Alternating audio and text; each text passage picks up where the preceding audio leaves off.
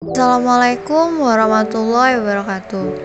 Halo semuanya, perkenalkan nama saya Nabila Aulianur Agrianti dengan NIM 072011733025. Saya dari jurusan Antropologi. Kali ini saya akan membahas tentang kebudayaan pada suku Tibet. Tugas ini diperuntukkan sebagai tugas akhir mata kuliah etnografi bangsa-bangsa. Oke, jadi Tibet adalah salah satu daerah otonomi khusus Republik Rakyat Cina. Diberi nama oleh Cina atau nama lainnya dari Tibet adalah Xinjiang. Ibu kota Tibet terletak di kota Lhasa. Kota Lhasa terletak di provinsi Kan. Pada awalnya Tibet bukan bagian dari Cina, tetapi pada 1950 setelah Cina menginvasi Tibet, Dalai Lama atau pemimpin Tibet menandatangani 17 pasal dan Tibet menjadi negara bawahan di naungan Cina. Tibet sering dikatakan sebagai puncak dunia karena memiliki ketinggian 16.000 kaki di atas permukaan laut, dan kawasan ini sering juga dikatakan sebagai atap dunia. Kawasan Tibet berbatasan dengan Nepal, Bhutan, dan India.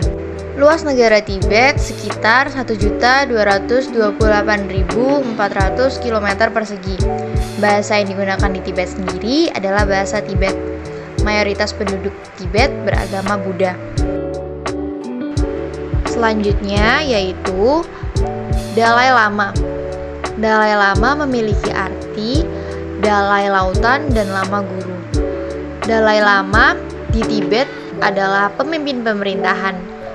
Dalai Lama menurut suku Tibet adalah kepala Tibetan Buddhism, atau yang bisa disebut sebagai kepala keagamaan pada suku Tibet. Suku bangsa.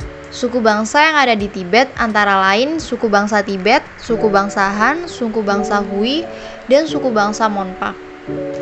Tibet memiliki kepadatan penduduk yaitu sekitar 2.740.000 jiwa dan memiliki populasi atau keturunan yang paling banyak atau keturunan menurut suku yaitu dari suku Tibet sendiri dengan persentase jumlah 93%, diikuti dengan suku Han sekitar 6% dan suku Hui sekitar 0,3% dan suku Monpa juga 0,3%.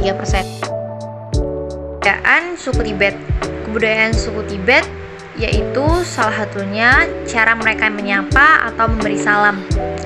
Cara mereka memberi salam yaitu dengan menjulurkan lidahnya sambil mengepalkan kedua tangannya. Menjulurkan lidah menurut suku Tibet dianggap suatu penghormatan atau sebagai rasa persetujuan terhadap orang yang mereka temui. Dalam sejarahnya, pada abad ke-9, suku Tibet memiliki raja yang dikenal dengan nama Lang Dharma.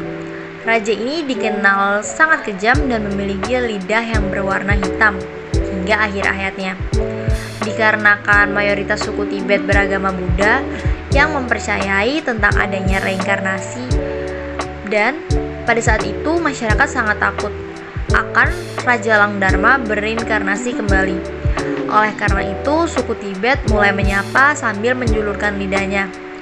Hal lain digunakan sebagai penanda mereka bahwa tidak memiliki lidah hitam seperti Lang Dharma. Untuk itu, budaya suku Tibet dalam memperlihatkan lidahnya menjadi suatu hal yang penting dan sudah dilakukan berabad-abad oleh keturunan suku Tibet. Tradisi ini sama saja dengan tradisi di negara lain, yaitu seperti berjabat tangan sebagai tanda bukti tidak memegang senjata, atau sama dengan tradisi di Eropa yaitu menuangkan anggur dari satu teko untuk ke seluruh gelas.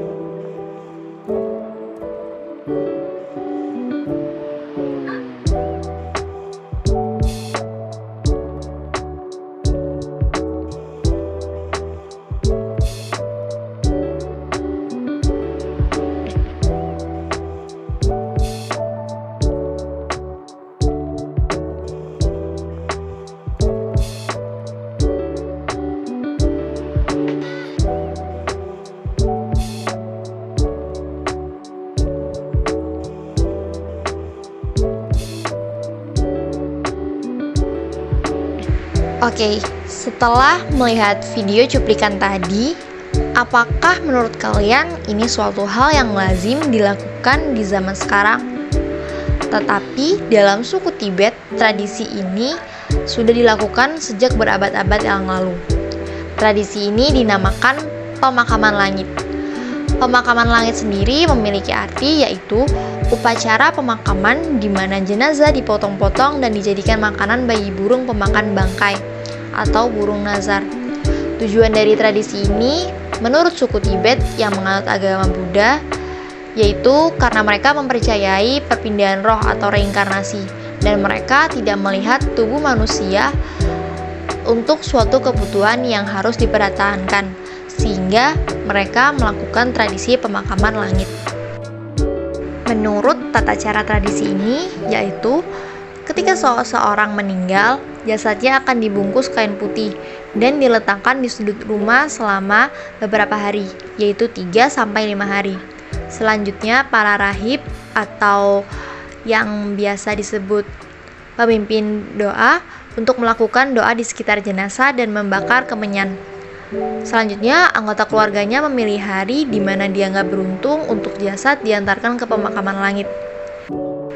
1 hari sebelum dilakukannya upacara pemakaman langit, anggota keluarga akan melepaskan pakaian jenazah dan tubuhnya akan dibengkokkan seperti duduk dengan kepala melawan lutut.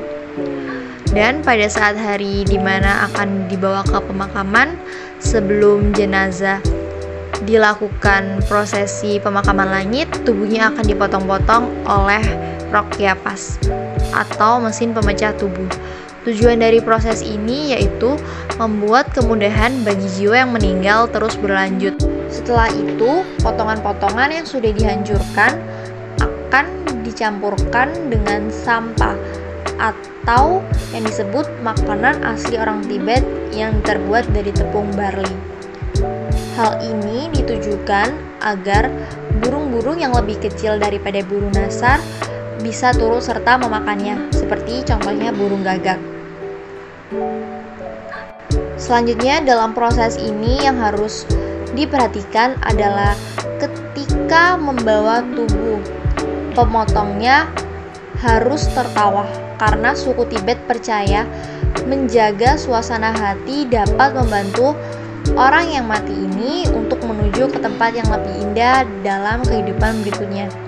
Dan pada tujuan akhir yaitu pemakaman langit, jenazah akan dilepas dan dimakan oleh burung nazar dan burung-burung lainnya. Dalam proses pemakaman, orang asing dilarang untuk menghadiri, bahkan merekam prosesnya, karena dianggap membawa hal negatif yang mengganggu naiknya jiwa dari jasad tersebut untuk menuju surga. Sama halnya dengan orang asing, pihak keluarga tidak dapat mengantarkan proses pemakaman langit. Tetapi meski tidak dapat melihat secara dekat atau secara langsung, pihak keluarga bisa melihat dari bukit di sebelahnya untuk proses pemakaman langit.